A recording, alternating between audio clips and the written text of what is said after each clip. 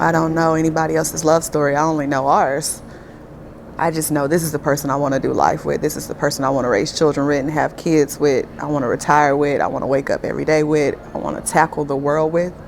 Is him. I've never wanted to do any of that with someone on a long-term basis. It's usually like, oh, this is fun. Let's see where it goes. This time I want his name. I want everything that belongs to him. I want it to be ours. Feels totally different.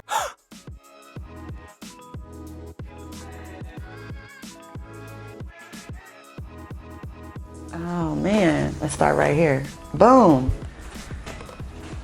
This guy right here, Jonathan Glenn Olden, was my fiance, I thought. I'm here to tell you how it all went down in less than 2 weeks. So I'll start on Labor Day weekend. Jonathan had invited my boys and I up to Sacramento to hang out with him, his family, his son. Literally packed up Saturday morning last minute like I always do, running behind. I remember going back in my room and getting my cell phone off the charger to request the lift. And I had this long text message and a picture of an email. He would always, anytime he wanted to prove something to you, he sent like photos. He would take pictures of him going to the mailbox to mail something to me or whoever.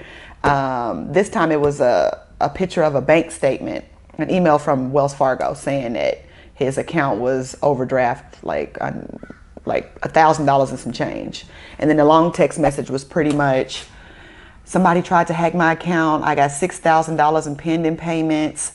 Don't come up here to Sacramento. I'm not going to have any money to go out with you and the boys. I'll make it up to you. I'm sorry. I'm headed to Wells Fargo now. That was kind of the text message.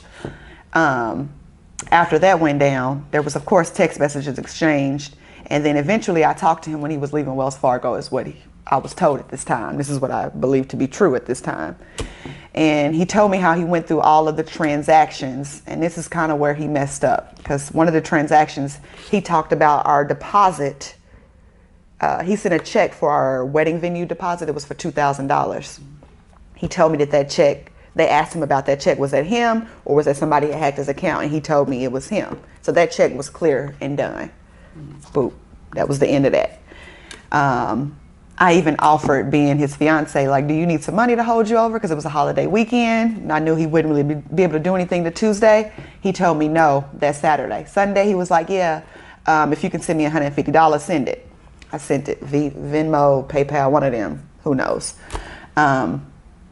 Come Tuesday, he calls me. I'm at Chase. I'm opening up an account. Another lie. I'm opening up an account, and I'm putting your name on the account because if I'm not in San Diego and you need money, then you can go get money out the account. I had questions right then and there, like I always do. How are you putting me on an account? And I ain't signed nothing to show my ID. Oh, well, when I get down there, we can go into the bank and you can sign a signature card and show them your ID, but they gonna send you a debit card. I was like, that don't sound right, but okay. I wasn't thinking about it. He texts me the account number and also the PIN number. I'll need that information later on in this story. I saved it in my notes. Never thought I would have to use it, but I just stuck it in there. That was Tuesday. Wednesday was fine. Thursday comes. We get an email from the wedding venue saying, Jonathan, we've reached out to you several times in regards to another form of payment. I took a picture of it, sent it to him immediately. I was like, Jonathan, what's going on? You told me that check cleared. Saturday, we had this discussion. I don't know what's going on. Let me call them. He calls them, calls me back. Meanwhile, he gave that deposit in the middle of August. We now at September, right? So they just decided to cash the check, deposit the check this week. And you know, my account was hacked, so I closed my account.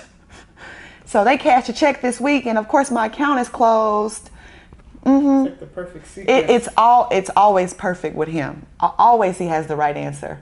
Always. I went ahead and paid the deposit with my MasterCard, and I set up my future payments to be done with the MasterCard also. Because with this venue, you have a certain amount of money you got to spend every month. That way you don't have to come up with this large amount 60 days between. So, okay. And I also remember asking Jonathan, They say they reached out to you several times. What are they talking about? I'm like, I don't know. And I was like, they ain't asked me nothing either. We've been on emails together, so that's really weird. I even respond back to the wedding venue like, I think you have the wrong person. This check cleared last week. He mentioned this already. And if you tried to contact him, how? Because we haven't received any emails from you. She never responded to that. That was Thursday morning. I so happened just to work at one of our offices that I rarely work on in the evenings because the traffic getting back over here to the island is so bad. I also didn't go to the gym that morning. All of this is just abnormal life for me. I go to the gym in the morning. This time I didn't. So I worked late. I went to the gym near that office. The entire time, you know, I thought I had a $6,000 engagement ring. I wasn't gonna leave this in my truck. I decided to work out in my ring because I wasn't gonna leave it in the car or in my gym bag. So when I get through with my workout, I had calluses on my hands from some weights, and I flipped my hand over. And at that moment, I noticed that my ring had chipped. My ring is two different colors, and if you turn it to the side, it's doing something else too. So I called Jonathan. I don't even talk about this ring because in the back of my head, I'm like, something's off. It's just a weird day. Something's off. He told me he was going to work out. I said, I'll call you when I get to the house. I just so happened to be in that area. On my way home, I see the ring shop. So I stopped by the ring shop. I go inside there, talk to the man. Before I talk to him, let me talk about the ring. When we went ring shopping, the ring that I loved, that I liked, I loved the ring, was $6,000 and some change. And it had a CZ, the top stone was a CZ. The man was talking about to replace it with a diamond, it's another $10,000. I was like, no, please don't buy this ring. $16,000 for a ring is stupid to me. I don't even wear rings, I wear earrings. So never. And I knew the ring that I did pick out was platinum, but I remember Teresa asking me what type of ring did I get, because she mentioned white gold will have to be dipped. So when I'm seeing that it's chipped, my thoughts automatically is, I wasn't there lifting weights with my ring, I done messed up my ring, he gonna be mad. So I'm just gonna go in there and ask the guy, what did my fiance pay for? What is my ring? So I go in there, hand it to the salesman. He looks at my ring just like this. He looked in the inside. He said, he didn't buy this ring here. Bad customer service. I was like, wait, do you need his name? You need my name? Do you want to look in our account? Because when we went there ring shopping, they created 2 separate accounts. It had lifetime warranty. No matter where we live in the United States, I could ship the ring back in. Also, all the rings that I liked, I begged him for a cheaper ring. The other one that I really wanted, they put all under Jonathan and I name, so he wouldn't be confused if he came back and got my ring there. It was easy. So the man told me the ring wasn't purchased there. I asked him to look in the system. He looked in the system under my name. I don't see anything. He wouldn't give me Jonathan's information. I can't give you that. He's not here. I walk outside, call Jonathan. I don't even get in my truck. Call Jonathan. Hey, I'm at the ring shop. My ring chipped. I was just going to come in here and see what was up. They're telling me you didn't get the ring here. What? Why would they say that? I definitely got the ring there. I don't know what's going on. I'm going to talk to our salesman. I cannot think of the man's name to save my life. I'm going to call him now. He gave me the name. He said, I'll take care of it on Saturday when I get there. This is Thursday. I said, no, I'm here. I got this. I'm going to handle it. I'm already here. I walked back in there, asked for the original salesman that helped us, who's just so happened to be there. He was helping somebody else. He came over and I was like, hey, this other gentleman, bad customer service, is telling me that my fiance didn't get my ring from here. He recognized me. He looks at the ring and he was like, okay, let's go talk. Takes me into a little office. He starts looking under my name. He's looking under Jonathan's name. Meanwhile, Jonathan is texting this man, blowing up his phone. The phone was on the side of him. And as he's talking to me and typing, he's reading whatever Jonathan is texting him. I still don't know what Jonathan was texting him. But it made the man uneasy because he started with, I don't want Jonathan to be in trouble or mad at me. He was like, I just don't know what account he would have purchased the ring under. So I'm like, let me call him. I called Jonathan. Oh, now I'm getting sent to voicemail. So the man is like, well, that's probably why he's not answering the phone. That's loud. Okay. I was like, I don't know. This is all weird. But the first appointment we had when we started ring shopping, I remember our jeweler. He told me that he was a jeweler, that he works in several stores across the United States. I was like, well, I don't know what Jonathan is texting you or what's going on, but this is what's going on. My ring is discolored. It's chipping. What's wrong with it? He says, well, let me ask the jeweler. And I said, wait, you a jeweler? He told me that the first time we met. So I guess that was his way of exiting because it was getting real. He literally goes around the corner outside of the office. Within 30 seconds, he comes back. He never went to ask anybody anything. He came back immediately. Like he walked out and turned around and the ring is fake. The whole thing is fake. And he handed it to me. I put it on and I left. That's how it went down. So I get outside. At this moment in this relationship, I haven't even cussed at Jonathan. I have been working my steps. We really didn't disagree. We did a good job of communicating. When I was uncomfortable with things, we communicated. But that night, I cussed Jonathan out. Like, I called him. Of course, he's sending me the voicemail. I'm like, he's at the gym. It can't be that important. I've been calling this man for months, and he's at the gym. He FaceTimed me when he's at the gym. He'll always pick up and say, I'm with a client. Let me call you back. It's never been, I'm going to voicemail. But that day, we started going to voicemail. So I made it to the house. I don't know. I probably got wrapped up doing something with the boys, cooking, crying my eyes out about the ring. I don't know. At some point, he called me back a couple times and got my voicemail. And he left the voicemail. You want me to play it or no? Mm-hmm. Play it. About the ring. As I pulled this up, though, I need everybody to understand that I never cared about a ring. I never need a $6,000 ring, a $1,600 ring, or a $600 ring. Materialistic things don't excite me. They don't work for me. Give me chicken wings. It's simple things in life. Jenna, hear me out. So, when I went to Robin Rose to get the ring was a lot more than I had at the time. So I got you an exact close replica of the ring, and I was going to go back and get that actual ring from Robbins Brothers in a little bit of time when I had to make a couple of moves to get some more money together. I fucked up. I'm lying to you and telling you that is where I got it from. That was my original plan. Now, I have the receipt. I have the box from where I did buy the ring. Now I will bring that and show you that. I tried to call you back twice, going straight to your voicemail. I was cussing and screaming. So, hopefully we'll talk about this tomorrow. Figure this out.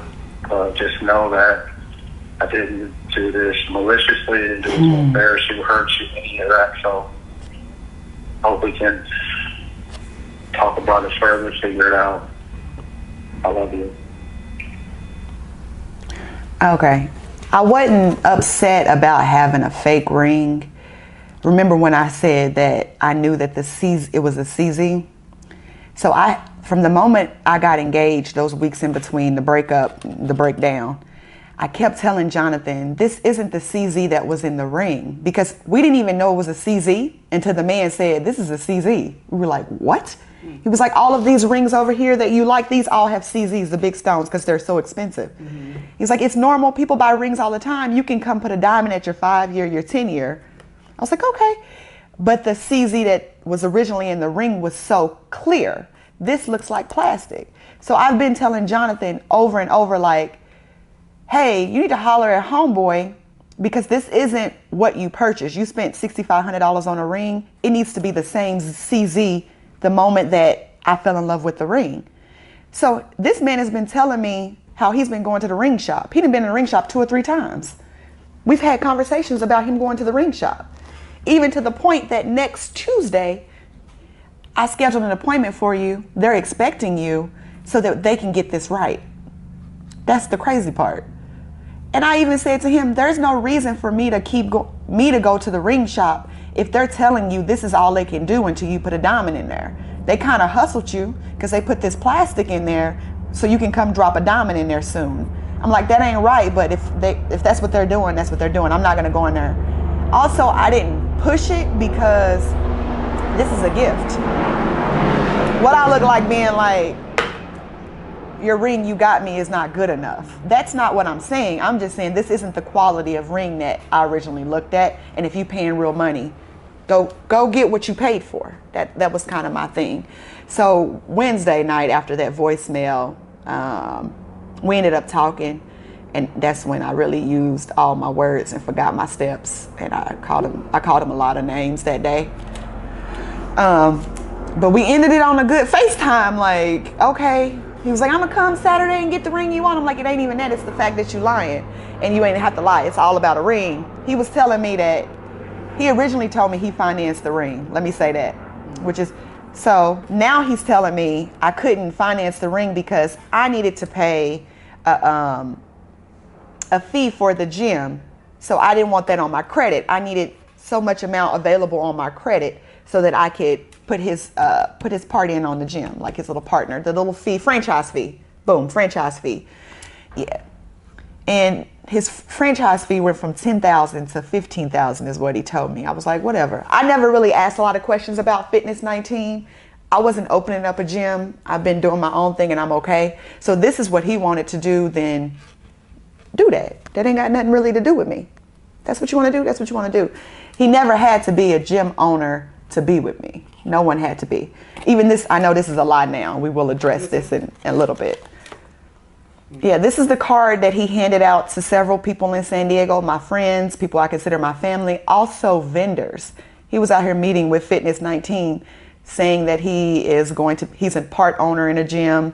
I have pictures in my phone. He was sending all of us photos of places that he was going with a realtor, looking at spaces for a gym. All crazy. But anyway, we ended on Wednesday night. So Thursday we talk. It's a rough day. Like I'm very emotional because I don't know who I'm dealing with. I'm confused by all the lies. But I also did not, I didn't believe everything Jonathan was saying about the wedding venue. I respond back to the email like, hey, what's the follow-up? Not what he told me. What's the follow-up? And she says, oh, we spoke to your fiance this morning and he canceled the date. She told me. Jonathan never. I was like, thank you. I got the email, sis. Send that email send a picture. Boop, send it to Jonathan. Of course he calls. Well, you were so mad at me last night. I need to come to San Diego and clear everything up. I'm going to tell you the truth about everything. Yes, I still love you and I want to get married, but I just wanted us to be on the same page. Like, again, he always has some convenient answers. I was like, but Jonathan, you told me she processed the $2,000 yesterday. No, she was supposed to process it today. I was like, that's not what you said, but okay, I'll talk to you when you get here. That's that Friday, my bad, that Friday. This entire time, the whole week, he was supposed to come to San Diego. Remember, it was Tammy's husband's birthday. All right, so Friday, it turned into his son has something to do on Saturday. He can't come Saturday. This is when it starts, which he has to be accountable. He's told me all of these things, so now we got to have the proof. So Friday, it was, I can't come. Isaiah has something at school Saturday morning. My parents are both going to Washington to visit his mom's sister for her birthday. Yeah, I can't come, so I'll see you on Sunday. Also, that Friday, he put a $400 check in my account. Remember, I gave him that $150. He was giving me some money, my money back that I gave him, plus some spending money since he wouldn't be here for the birthday party. At this point, I'm like, you know what? This husband thing sounds kind of good.